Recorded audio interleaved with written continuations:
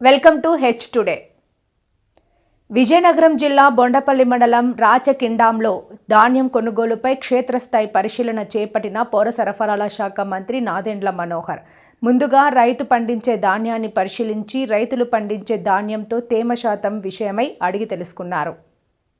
విజయనగరం జిల్లాలో ధాన్యం కొనుగోలు విషయంలో గ్రామాల్లో ఉన్న వాస్తవ పరిస్థితులు, ప్రభుత్వం ఏ విధంగా రైతుకి ఒక అండగా నిలబడి ఒక భరోసా కల్పించేటట్టు మా కూటమి ప్రభుత్వం గౌరవ ముఖ్యమంత్రి గారు చంద్రబాబు నాయుడు గారు, అదేవిధంగా గౌరవ ఉప ముఖ్యమంత్రి గారు పవన్ కళ్యాణ్ గారి నాయకత్వంలో ప్రతి గ్రామాల్లో కూడా ఒక పండుగ వాతావరణం.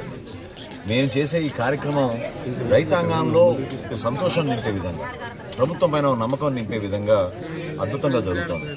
సహకరించిన మా ప్రజాప్రతినిధులు, స్థానికంగా ఉన్న అధికార యంత్రాంగాన్ని అందరినీ కూడా మనస్ఫూర్తిగా అభినందిస్తున్న విజయనగరం జిల్లాలో ఈ రోజుకి 4 లక్షల మెట్రిక్ టన్నుల ధాన్యం సేకరించాల్సిన విజయనగరం జిల్లాలో 3,20,000 మెట్రిక్ టన్నులు 70,000 మంది రైతుల దగ్గర నుంచి ప్రతిరోజు 24 గంటల లోపే వాళ్ళ ఖాతాలోకి డబ్బు జమ అయ్యే విధంగా 607 కోట్ల రూపాయలు ఇప్పటివరకు రైతాంగం ఖాతాలో జమ చేశాం.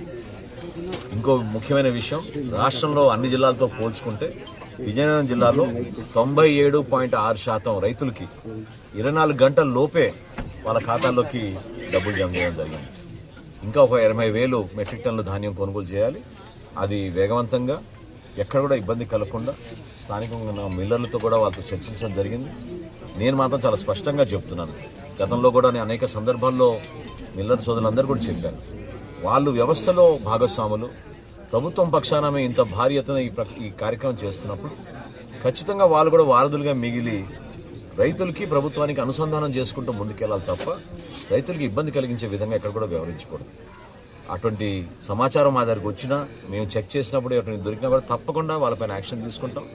అంతిమంగా రైతు సోదరుడికి కనీస మద్దతు ధర 1,792 రూపాయలు 75 కిలోల బియ్యానికి, అదేవిధంగా ధాన్యానికి, అదేవిధంగా రైతుల్లో ఒక నమ్మకం కలిగే విధంగా వాళ్ళకి నచ్చిన మిల్లుకే వాళ్ళు తోలుకునే విధంగా, తేమ శాతంలో ఎక్కడ పొరపాటు లేకుండా, తరుగు అనేది లేకుండా, బస్తాలు గోతాలు కూడా వాళ్ళకి అందుబాటులో ఉంచే విధంగా, టార్పాలిన్లు కూడా మొట్టమొదటిసారి పౌర సరఫరాల శాఖ నుంచి ఉచితంగా టార్పాలిన్లు రైతు సోదరులకి ప్రత్యేకంగా కౌలు రైతుల కోసం మేము అందించడం జరిగింది.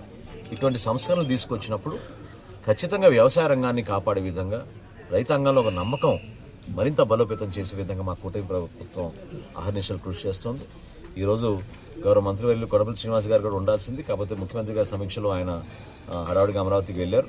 మనస్ఫూర్తిగా ఆయన కూడా అభినందిస్తున్నాను. ఎందుకంటే జిల్లాలో చాలా సక్రమంగా పర్ఫెక్ట్గా జరుగుతోంది. చిన్న చిన్న లోటుపాట్లు ఎక్కడ ఉన్నా కూడా వ్యవస్థలో ఉన్న మార్పులు తీసుకోవాల్సిన బాధ్యత మేము తీసుకుని ఇమీడియట్గా దాన్ని సరి చేసుకుంటాం.